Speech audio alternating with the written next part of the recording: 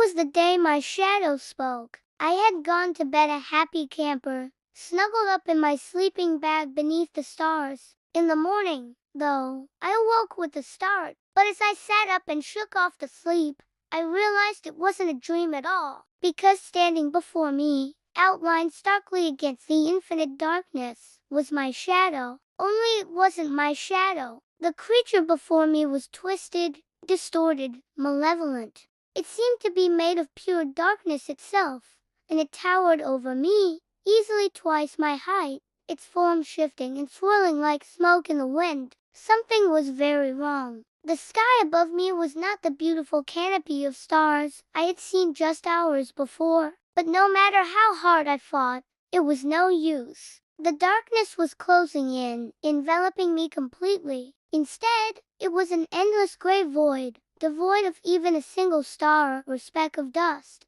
It lurched forward again and my heart pounded against my ribs, threatening to burst free. I was lying on my back, staring up at the familiar blue sky dotted with fluffy white clouds. As I flipped through the book, each page was filled with disturbing sketches of contorted figures and nonsensical words and phrases scrawled across them. But one phrase in particular caught my eye, jumping off the page as if written in blood. The hunger must be fed. The warmth of the sun was a welcome contrast to the icy grip that had held me just moments before. This book, this evil, was the reason for the strange occurrences of the past few days.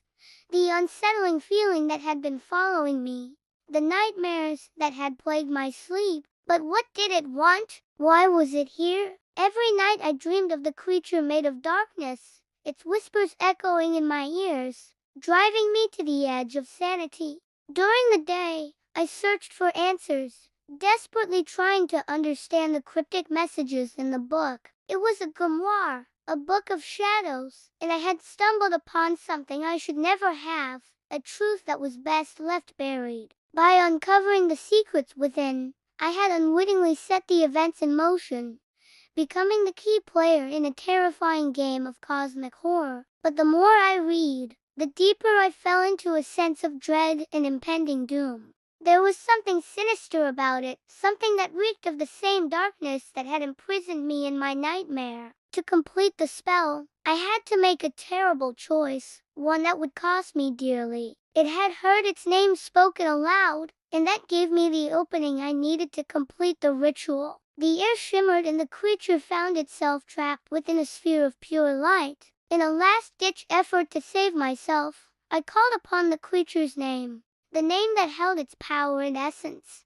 And as I uttered the forbidden syllables, the world around me began to shift. The ritual is nigh. The sacrifice is ready. My blood ran cold. Sacrifice. Was I the sacrifice? The answer to what had happened to me, what was happening to me, was hidden within these pages. I just knew it. As the echoes faded and the darkness receded, I collapsed to my knees, drained but victorious. The landscape around me was in ruins, the trees uprooted, the earth scorched and cracked. And then I noticed something else. Scrawled across a nearby rock was a single chilling message. Until next time, I owed it to myself, but more importantly, I owed it to everyone else who might get caught in the crossfire of the coming war. The battle lines were drawn and there would be no going back. Relief washed over me, so powerful that tears streamed down my face. Now, burdened with the knowledge of what lay beyond the veil, I was forever changed.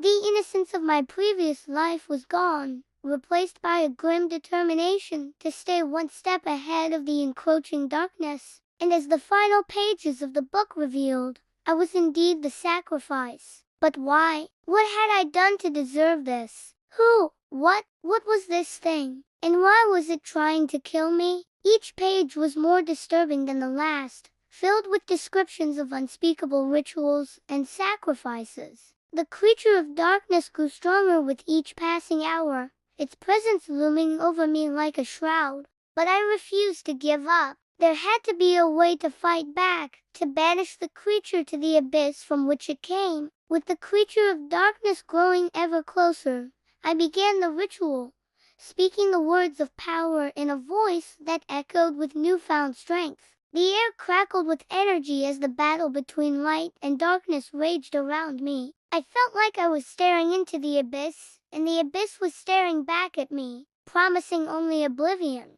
Hidden between the lines of an ancient incantation, I discovered a ritual of my own, one that could turn the tables and trap the creature instead. For as I sat up, I noticed something. The backpack that had been slung over my shoulder was now lying on the ground several feet away from me, its zipper hanging open as if something had burst out of it. My heart skipped a beat and I quickly unzipped the backpack, my fingers trembling. Inside, amidst the jumble of camping gear, I found a small leather notebook. I pulled it out, my hands shaking so badly that it was a moment before I could actually focus on the object in front of me. It looked like someone had punched a hole in the universe itself, and all the light was pouring out of it. My first thought was that maybe I'd been dreaming. And then it spoke. Its voice was a cacophony of whispers, each one different from the last. They swirled around me, seeming to come from everywhere and nowhere all at once. Feed me, they hissed. I am hungry. I am cold. I am empty. Feed me. I blinked, confused, wondering if I was still dreaming. But when I looked down at my hands, they were real enough, solid and warm. The sky above me was still dark and lifeless. Had I imagined the whole thing? The thing took a step towards me and I fell back, instinctively scrambling away from it. Then, as quickly as it had appeared, it vanished. That's when I felt the change. A coldness that had nothing to do with the lack of sunlight was seeping into my bones. Fear, primal and overpowering, squeezed my heart until it felt like it would explode. I tried to scream, but no sound came out. Then the whispers started. They slithered into my mind, coiling around my thoughts. "You're mine now," they hissed. "You're mine forever." Desperation clawed at my throat. I thrashed about, trying to escape the unseen bonds that held me down. And then everything went black. When I woke up, it was to the sound of birdsong. But the joy was short-lived. It was bound in worn leather, the pages filled with spidery handwriting that seemed to writhe and twist before my eyes. A chill ran down my spine. This was no ordinary book. As I continued reading, the words swam before my eyes. And then it hit me. As if an answer, the words on the page seemed to twist and writhe, forming a single sentence. In the days that followed, the nightmares continued. The climax, I knew, was fast approaching. The ritual was indeed nigh. Then it struck me, a horrifying realization. This was no ordinary book.